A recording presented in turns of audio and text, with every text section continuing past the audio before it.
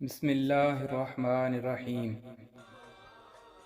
دراصل عید کی خوشی کسی مال سے پیدا نہیں ہوتی، بلکہ یہ روزہ رکھنے والوں کو نصیب ہوتی ہے۔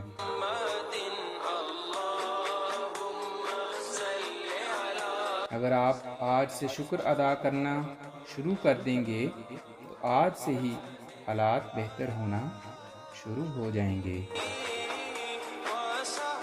رحمت حق اس شخص کی تلاش میں رہتی ہے جس کی آنکھ پرنم رہتی ہے۔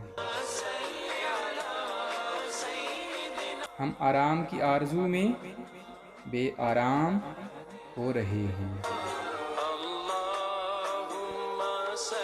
جس انسان میں ذاتی صفات نہ ہوں، وہ اپنے لباس سے لے کر اپنے مکان تک اپنی ہر چیز کی تعریف چاہتا ہے۔